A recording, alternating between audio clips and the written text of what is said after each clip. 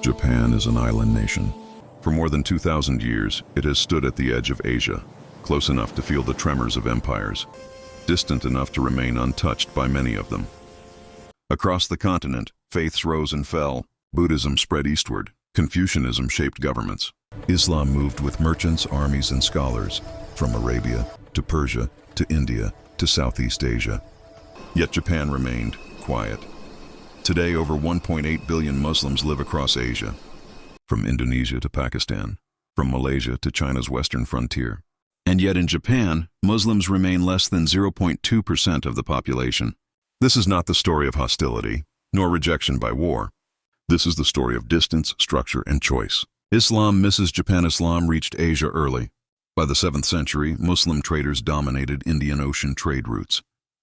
Mosques rose in Gujarat, Sumatra, and Malacca. But Japan was never part of this world. There were no Islamic conquests in East Asia, no caliphates at Japan's gates, no Arab trading hubs on its shores. Japanese contact with Islam before the 19th century was almost non-existent. When Islam spread through trade, Japan traded inward. When Islam spread through empire, Japan stood outside empire. By the time Japan encountered the Muslim world directly, its identity was already formed. A civilization of continuity. Japan is not a nation built on conversion. It is built on continuity. Shinto is not a missionary faith. Buddhism in Japan adapted rather than replaced. Religion became ritual, woven into seasons, ancestors, and social harmony.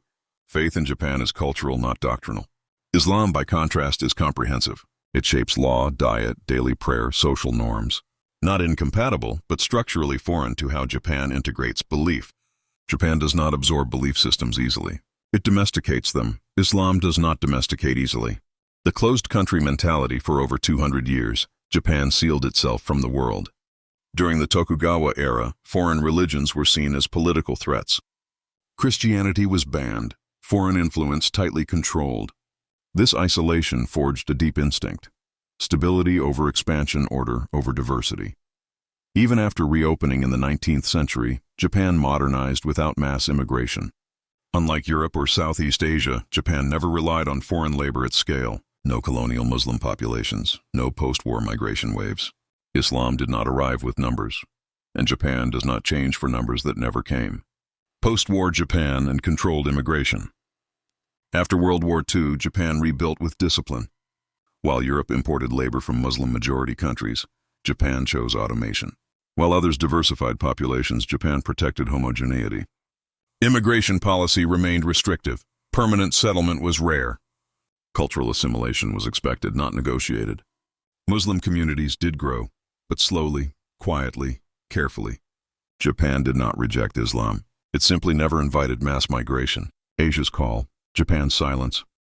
Across Asia, Islam is rising politically, demographically, culturally. Some voices ask, why not Japan? The answer is not fear, it is calculation. Japan faces an aging crisis, a shrinking workforce. But it fears that rapid demographic change risks social fragmentation. Japan believes cohesion is survival, and so it chooses limited migration, temporary labor, cultural uniformity.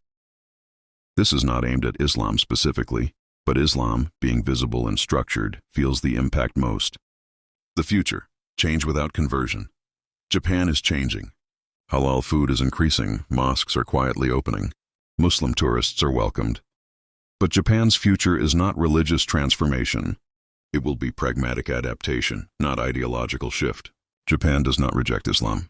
It resists mass cultural disruption, and in that resistance it remains itself. The island endures. Japan stands where it has always stood, on the edge of Asia, close, but apart. Islam transformed continents. Japan chose continuity, not through conflict, not through rejection, but through silence, and in that silence, the island endures.